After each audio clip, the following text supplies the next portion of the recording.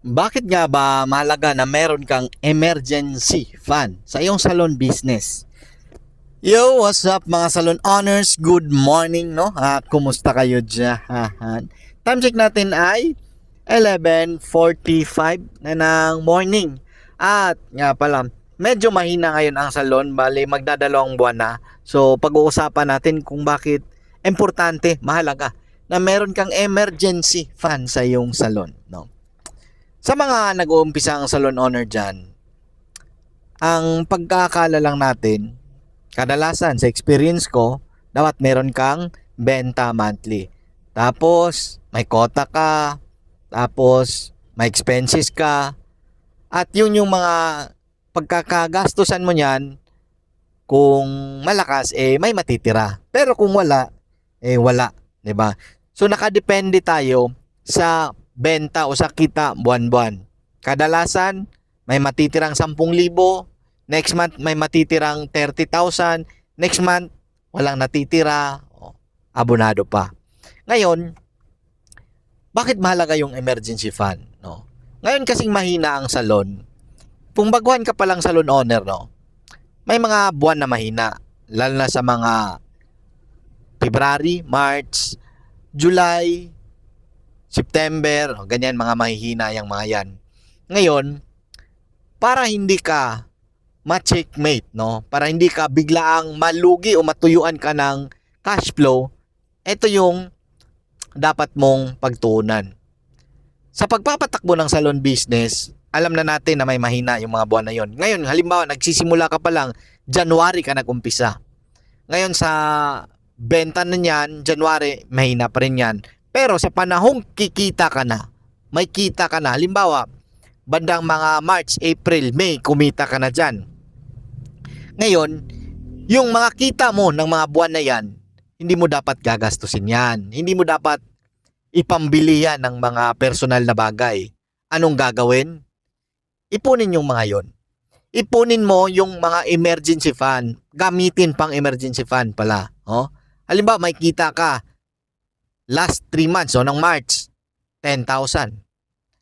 In the next month, kumita ka ng 30,000 at 40,000. So yung mga kita na yon, huwag mong agad gagastusin. Ipunin mo yon dahil papaalala ko sa'yo, pagdating ng June, July, August, September, yung mga yan, mahihina yan. So ngayon, yung mga kita mo ng mga last 3 months, yan yung gagamitin mo pang emergency. Emergency fund ang tawag. Bakit? Sa analyze ko, no, sa mga bagay, magto 2 months ng mahina. Ngayon, kung ikaw ay umaasa lang sa benta mo ngayong buwan na to, ngayong September na to, tapos wala kang emergency fund, biglang humina. Yung expenses mo monthly, 100K. Ngayon, hindi umabot ng 100K yung benta mo. Naging 80K ka lang. So, abonado ka ngayon ng 20K. Ang problema, dahil sa abonado ka ng 20K, hindi mo pinaghandaan na mahina ngayong buwan na to. Ngayon, saan ka maghahanap ngayon ng pangabono? Unang-unang gagawin dyan, mangutang. Mangutang ka. At kung wala kang mautangan, maghanap ka ng mga mautangang malalaki yung interest. 20%, 10%, yan ang problema. Pero kung eto, napanood mo to ngayon, alam mo na to ngayon, na yung may mga buwan na mahina, magtabi ka ng pera pang emergency fund para sa buwang mahihina. Dapat kasi, meron tayong 3 buwan na backup. Halimbawa, yung expenses mo monthly is, pagpalagay natin, 100,000. So, dapat meron kang backup dyan na 3 months. Hindi ko sinabing 300,000 ha. Kahit mga palagay mo lang na kung babagsak ng mga kalahati yung benta, 100,000 babagsak kalahati o 50,000 na lang, so abonado ka ng 50,000 monthly. Ibig sabihin, kung meron kang 3 months na backup, 100,000 o 150, makakatawid ka pa sa susunod na buwan. Kasi, sa totoo lang, yung realidad sa pagnenegosyo sa salon business, taas baba yan.